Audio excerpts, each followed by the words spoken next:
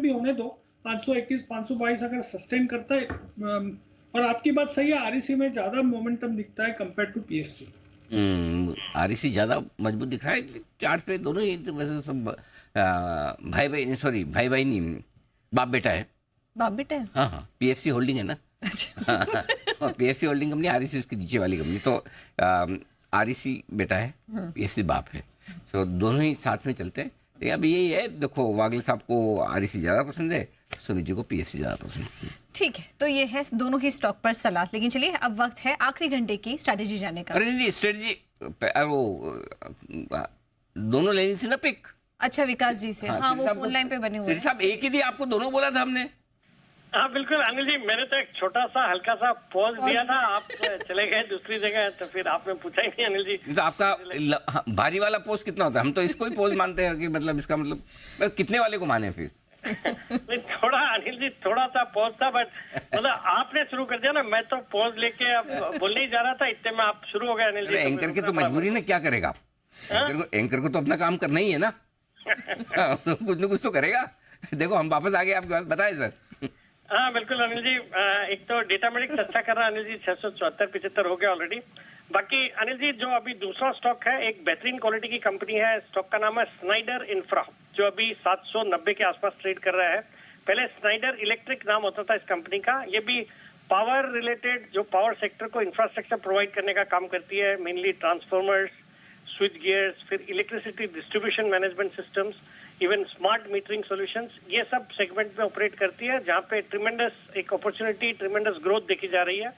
बहुत अच्छी इनकी क्लाइंट लिस्ट है, Tata projects, siemens, UltraTech cements, फिर आपके बीईएल, ये सब इनके क्लाइंट लिस्ट में है। एक जबरदस्त ऑर्डर बुक है, कुछ 1500 करोड़ के आसपास की ऑर्डर बुक है, और इन्होंने हाल ही में एक नया प्रोडक्ट भी लॉन्च किया है, जिसके अंतर्गत ये डेटा सेंटर में जो ग्रोथ है उसको कैपिटलाइज करेंगे। तो डेटा सेंटर जो सेक्टर है उसके लिए एफिशिएंट पावर डिस्ट्रीब्यूशन के लिए कुछ स्केलेबल इलेक्ट्रिकल बॉक्स इन्होंने लॉन्च करा है, जो कि एक बड़ा पॉजिटिव ट्रिगर है। फिर इनका एक कोलकाता में नई फैक्ट्री आ रही है, जो अप्रैल मतलब नेक्स्ट क्वार्टर में कमेंस हो जाएगी, तो उससे भी इनको एक एडवांटेज मिलेगा। बाकी फंडामेंटली बहुत अच्छी कंपनी है। सितंबर तिमाही भी बहुत ही दमदार थी, 54 करोड़ का पैट रिपोर्ट किया, जो पिछले साल 42 करोड़ का पैट था सितंबर तिमाही में। Margin are at 40%, return on capital employed is 34%, और इसमें भी अच्छी खासी एफआईएसडीआई की हिस्सेदारी है 5.5%, जिसमें निपॉन इन्वेस्टेड है, और बाजार के कुछ रेप्यूटेड इन्वेस्टर भी इसमें हिस्सेदारी रखते हैं, तो उससे भी कॉन्फिडेंस आता है। मुझे लगता है ये स्टॉक अच्छा करना चाहिए, खरीदारी करने की सलाह। और मेरे इसमें शॉर्ट टर्म टारगेट है 840 के, स्टॉप लॉस रखना है 770 का स्टॉप लॉस, 840 के टारगेट। और ये है स्नाइडर इलेक्ट्रिक। और स्नाइडर इलेक्ट्रिक ये वही स्टॉक है जो कल ही मैंने सुना था, कहीं तो सुना था, यही कहीं सुना था जैन साहब, कहीं सुना था मैंने सो। अरे वाह अनिल जी। आपका बोलने का तरीका बढ़िया लगा।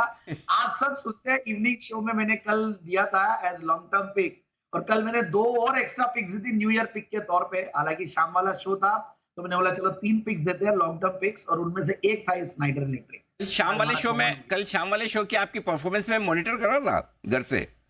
अरे हाँ, कल मैंने पूरा शो देखा।